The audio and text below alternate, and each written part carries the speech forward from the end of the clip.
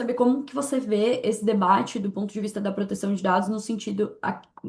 de equilibrar, né, a coleta excessiva de dados ou a coleta de dados sensíveis para verificação de idade versus a necessidade de garantir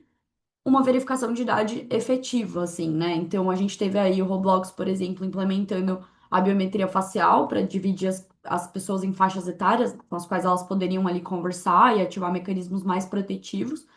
Mas a gente sabe que existe um debate grande sobre a maior invasão dos dados pessoais em nome dessa garantia de que a pessoa que está ali do outro lado é um adulto, né? Ou uma pessoa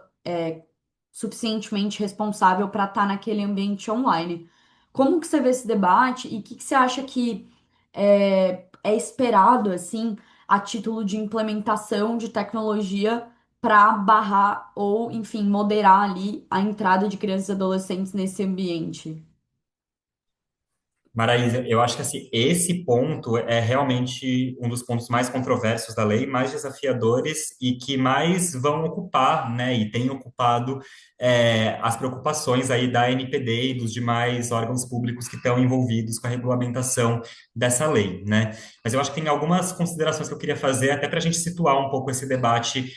dentro de uma perspectiva que me parece adequada da ótica dos direitos da criança, né? Eu acho que uma primeira consideração, né, que eu queria fazer e que eu acho que merece também uma reflexão de todos, é que me parece que em algum nível, né, você ter legislações que se ocupam especificamente da proteção de crianças e adolescentes no ambiente digital demanda a adoção de alguma medida, algum tipo, né, de aferição etária, na medida em que você precisa saber se aquele usuário que está usando a rede social é ou não uma criança ou um adolescente, para que você possa estender a ele a proteção que está preconizada pela lei, né? Então, eu acho que é difícil fugir um pouco da necessidade de que se trave um debate em torno, né, desses mecanismos de aferição etária. Esses mecanismos, você tem toda a razão quando você diz que eles trazem consigo uma série de preocupações com relação à privacidade, né? E aí eu acho que é muito importante destacar desde logo, né, que essa ideia de que há uma oposição entre, então, uma preocupação com a privacidade e uma preocupação com a proteção dos direitos da criança, me parece ser uma posição que é um pouco falsa, assim, um pouco superficial, porque se a gente está vivendo, né, em uma sociedade em que os direitos à privacidade, à proteção de dados pessoais não é respeitado, uma sociedade vigilantista, a gente não está vivendo numa sociedade que respeita plenamente os direitos da criança, porque as crianças e adolescentes também têm direito à privacidade, né? Então, eu quero dizer com isso que buscar soluções e equilibradas e adequadas e protetivas do ponto de vista da privacidade para esses mecanismos de aferição etária não é algo que está em oposição à proteção dos direitos da criança. Pelo contrário, é algo que é necessário se a gente quiser proteger plenamente esses direitos, né? Dito isso, então, com certeza, né, a forma como a gente vai fazer essa verificação etária precisa estar informada, né, por princípios e por medidas, e salvaguardas técnicas muito robustas que impeçam esses mecanismos de se tornarem mecanismos que coloquem em xeque a privacidade não só das crianças e adolescentes, mas de todos os usuários e que resultem aí, né, numa internet de vigilância. É, eu acredito que seria precipitado agora falar, né, precisar de que forma os poderes públicos brasileiros vão dar uma solução para essa equação e vão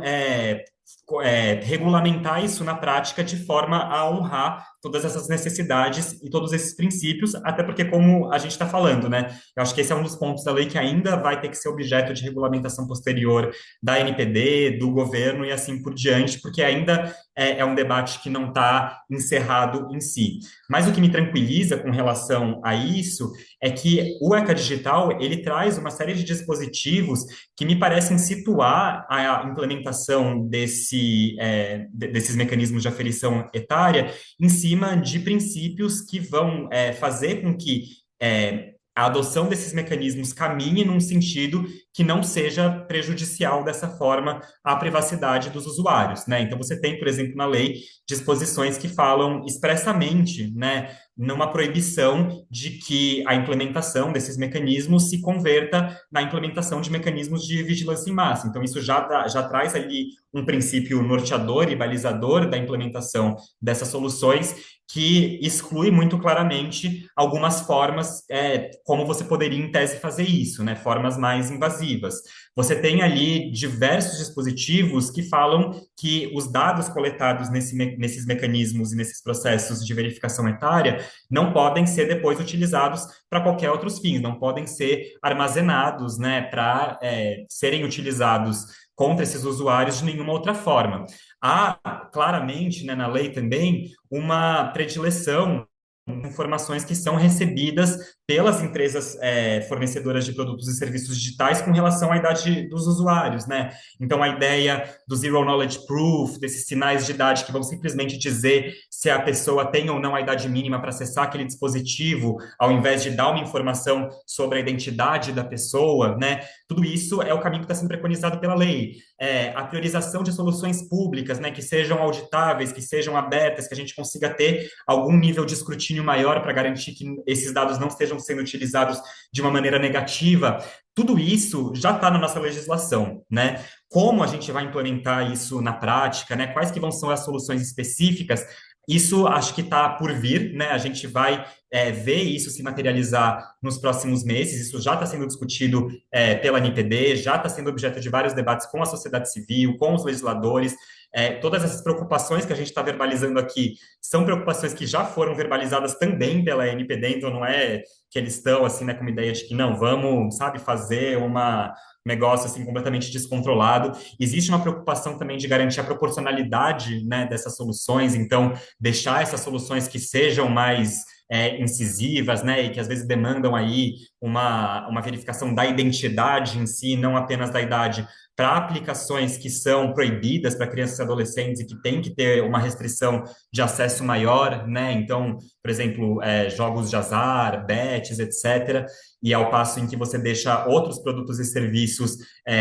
com a possibilidade de implementar soluções que sejam menos gravosas do ponto de vista da privacidade, justamente porque são soluções que vão se somar a outras aí dentro desse arcabouço protetivo. Então, enfim, acho que, em conclusão, né, para resumir muito o que eu falei, eu te diria que é, sem dúvidas, um desafio, não é algo que eu diria, acho que seria muito displicente, leviano da minha parte, falar assim, não, imagina, sabe, não, esse é um tema que não tem complexidades ou que não deve ser regulamentado com cautela, mas, por outro lado, eu acho que existem, sim, formas de que isso seja feito de uma maneira equilibrada e que preserve esses direitos à privacidade, e eu acho que tanto a lei, né, a redação da lei, quanto a própria forma como isso vem sido tratado pelos poderes públicos, tem apontado para a construção desses caminhos no Brasil e não de caminhos que sejam mais agressivos do ponto de vista da privacidade.